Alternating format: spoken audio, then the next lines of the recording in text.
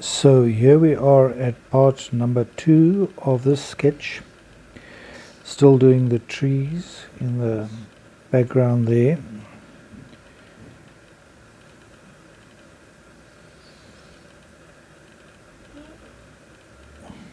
Doing the individual branches, trying to fit them to make them look real. It can so easily be mucked up if you make the branches too thick and the trunk too thin. The sable brush is marvelous for doing these fine lines. It can do the fat lines and the fine lines because it makes this marvelous point, and it holds a lot of water also. Okay, there's another tree going in.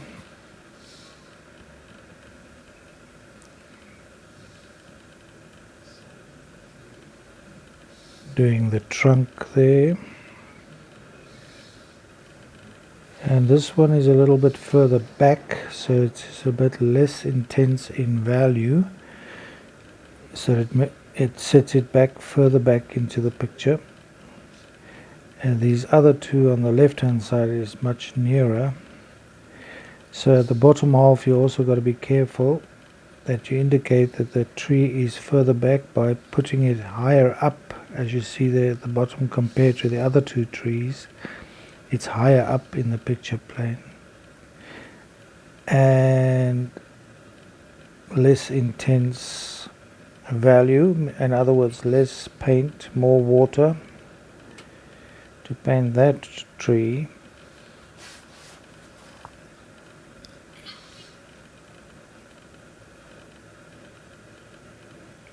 Right, here we come to the river bank again.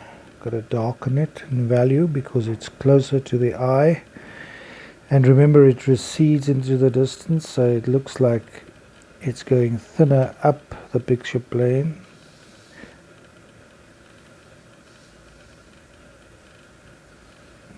Just working to bring variance there in not just one solid line, so it looks more real. Back into that background area. And then we get to the water. We just gotta thin that out and then put in the shadows of the trees on the water.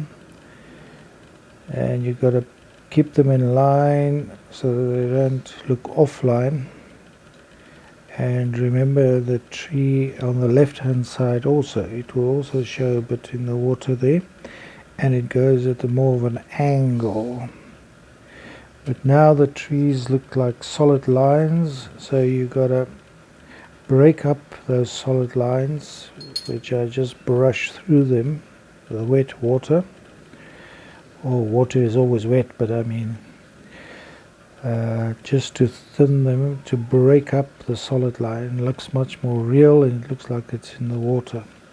Now we're getting to the tree roots right up close here, very much darker in value, in a dry brush manner. In other words, lots of paint, less water, very little water, so that it gives that nice texture feel.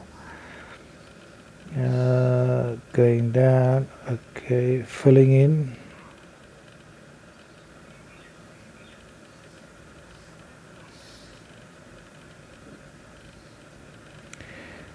Important at the bottom to make it sit in the ground. I'll add the shadow later to make it not hang in the air like it looks like now it's hanging in the air.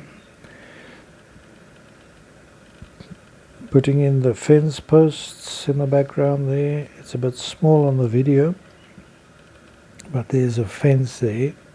Don't keep them the same length.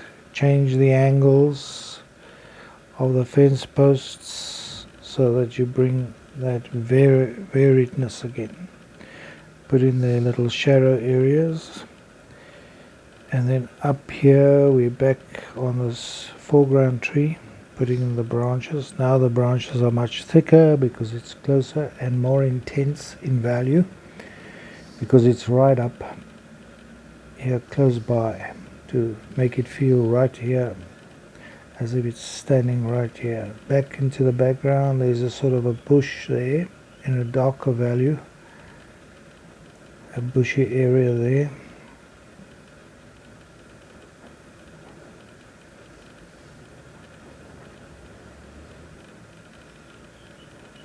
Filling in a bit more shadow, bring more variance there, make it more varied. Bit of a shadow area there.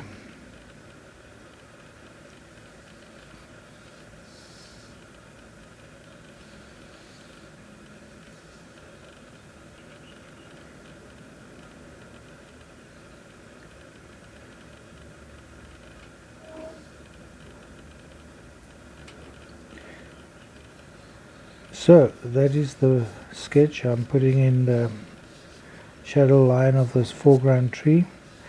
That is a sketch I've done with my number 7 sable brush, just with one color.